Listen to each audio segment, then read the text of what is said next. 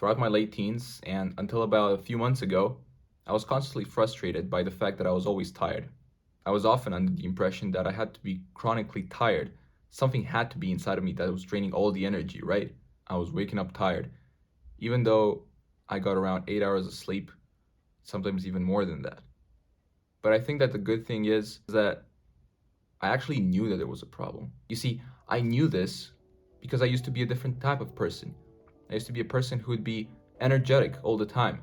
I used to do little things like run after the bus when I was late, or jump over those little fences or gates, that you usually go around.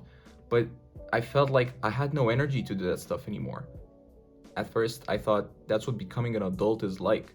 You get rid of all that childish like behavior and you get less energy.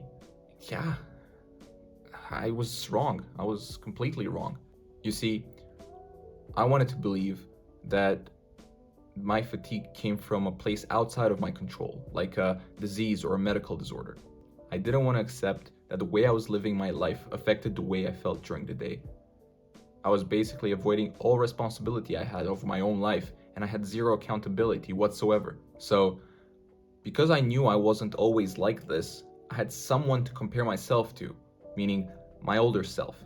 So, in a way, I knew that I could become someone else, someone that wasn't feeling tired all the time. I started thinking about and remembering what else I was doing back then as opposed to what I'm doing now. How was my life different from what I'm doing now? Well, what do you think happened? Of course, it all started to make sense. There were obviously many aspects of my life that had changed, which after all is normal. But the number one thing that I noticed was the lack of structure my life had. Back when I was in school, my life was sort of dictated by routine. Going to school 5 times a week, waking up and going to sleep roughly around the same time every day, and so on. So, I did what any normal person would do. I asked myself, what the f is wrong with you? After a small conversation with my now conscious self, I started researching to see if there was any scientific evidence behind routines and energy levels throughout the day. I knew that it had something to do with this thing called the circadian rhythm because back when I was in school and my mom used to say, well, you should go to sleep early because something called the circadian rhythm, right? To have Pokemon go to the polls. And to my not so existent surprise, I found out that the reason that I had the energy levels of an old man was because of my sleep schedule. Naturally, I thought that the simple solution would be, okay, so I'm gonna go to sleep around the same time and wake up at the same time every day, right? Well, it wasn't so simple. A few months ago, I was actually working at a restaurant, and coming back from late shifts used to be the standard for me. There were nights where I was getting home at 12, but there were also nights where I was getting home at 2, meaning I couldn't get structure in my sleep schedule. It was very hard to organize my life around this job. So I did the unbelievable and I quit my job. The rest was easy. This is why today I want to talk about how you can organize your life and how you can optimize your sleep schedule and have the energy levels that you're supposed to at your age. First off, we're going to start with the night before. It all starts with the night before. And we're simply going to call this the night routine. One quick thing that I wanted to say is that I'm not going to list these things in a timeline, but rather in an order of what I believe to be most important. So, starting with the most important thing, make sure you actually have a plan for when you want to go to sleep and when you want to wake up. Going to sleep at the same time every night is generally less important than waking up at the same time. But if you want to get good rest, then you probably need at least 8 hours of sleep, actual sleep. What I mean by actual sleep is, let's say people go to bed at 12 and they wake up at 8. Well, that's not how much you sleep, but rather the amount of time you spend in bed. So, considering the fact that an average person sleeps around 80 to 90% of the time that they're in bed, that means that they probably get around 7 to 7 hours and 15 minutes of good sleep. So, if you actually want good sleep and the full 8 hours or more, you probably have to be in bed around 11 or 11:30 the most.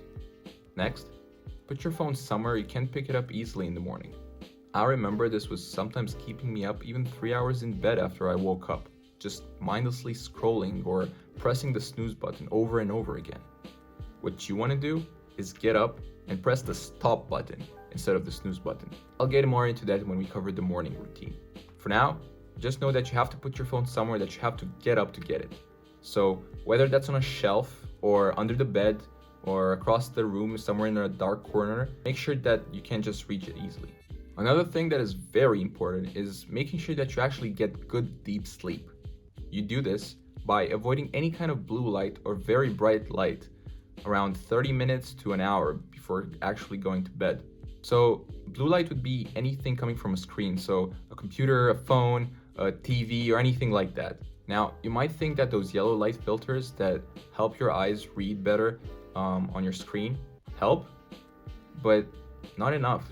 You're essentially still looking at a source of bright light, which is literally signaling your brain that the sun is still up and that the sky is blue. So there's no point in going to sleep. I could go into detail about how this all works, but just know that avoiding bright light and any kind of screen before going to bed will generally increase the chances that you're going to get a good night's sleep. Well, now you might be wondering, if you can't spend time on your phone, if you can't spend time on your computer, well, what are you going to do for an hour before going to bed? Well, I'm pretty sure that if you look around for a bit, you'll find plenty of things to do, but I'm just going to list the things that I found useful and which I do almost every night before going to bed. We're going to start things off with journaling. Now, this is important for many other reasons, but keeping a little journal to keep track of your day and planning out the next one could be very useful, and I think anyone can do this. Reading is another example. Not only are you learning something new, but if you're already sleepy, you're probably going to fall asleep even faster. Sometimes I pick up a book and I can't even finish a page by the time I'm asleep. You could also implement a skincare routine, which you can actually do after brushing your teeth or taking a nice hot shower. It doesn't even have to be complicated. For example, my routine only has 2 steps and it takes less than 3 minutes, so definitely consider it as an option. There are a lot of other things that you can implement in your night routine. I just listed the ones that I think are most important, help me the most, and frankly, very easy to implement. Assuming that you do wake up, you'll probably be very confused as to why there's strange noises coming from the other side of the room. It will take you a few seconds to realize that it's actually your phone that you conveniently placed in the worst possible spot, and probably a few other seconds of swearing and stumbling across the room to actually pick it up. Now, this is the most important part that will determine how the rest of your day will play out. There are 2 things you should avoid doing at all costs. Number 1, do not press the snooze button. I know it's hard because it's 3 times as big as a stop button, but trust me, it's not worth it. If you press the snooze button and go back to sleep, it will confuse your body and you will just mess up the energy levels for the rest of the day. Number 2, do not stay on your phone. Simply press the stop button and go do something. Brush your teeth, take a shower, drink a glass of water, but do not take your phone. Do not scroll, do not do anything, unless it's a life or death situation. Unless you're a trained Navy SEAL, you're probably waking up feeling very confused and require a few minutes to get adjusted and wake up properly. If you pick up your phone and start mindlessly scrolling on social media, your brain will latch onto that because it's a very easy task with no risk and loads of free dopamine.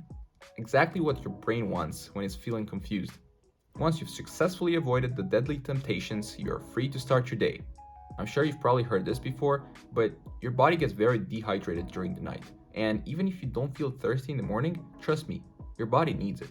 It will help out a lot with clearing out that early brain fog. Number 2, exercise. This can be done anytime within 1 to 2 hours after waking up, but what I noticed that works for me is doing some light exercise 10 to 15 minutes after waking up. This doesn't even have to be very complicated, like going to the gym or going for a run. In my example, I simply do 20 to 30 push-ups just to get the blood flowing. But if you're the type of person that actually likes to go to the gym or go for a run in the morning, by all means, go for it. Number 3, get sunlight. I cannot stress this enough, as I think it's one of the core elements when it comes to sleep regulation and starting off the day great. You don't even have to take my word for it. Dr. Andrew Huberman, who I'll probably be citing a lot, is crazy about this and will mention it anytime he gets the chance to. That being said, you probably want to get around 5 to 10 minutes of sunlight within 1 to 2 hours after waking up. I know that depending on where you live, this will probably be very easy or quite a big challenge, but I live in the Netherlands and we barely get any sunlight here, so if I can do it, you can too. On days when it's cloudy, you want to stay out for longer, ideally 30 minutes, so that 5 to 10 minutes of actual sunlight would translate to the 30 minutes of cloudy sunlight, if you know what I mean. One more important thing, do not look at the sun through a window. The glass basically negates all the benefits you get from the sunlight, so you might as well not even look at it. And of course, don't gaze directly into the sun. That might cause some problems. Simply being in the sunlight or looking at the sky is gonna be enough. Number 4, do some hard, productive work. Your mental capacity and focus are like a battery. It is at full charge after a good night's sleep, and it gets depleted the more you use it during the day. It is therefore natural to assume that if you have something that acquires a big chunk of that mental capacity, you probably should do it in the morning. It will be way easier than struggling and procrastinating to do it in the afternoon or evening. And there it is. I honestly think that anyone could benefit from doing these things, and unless you live a life that strictly doesn't allow you to do these things, you have nothing to lose. So give it a try, see how it goes. Adapt each step according to your own schedule and needs, and enjoy your day like you should. Keep growing.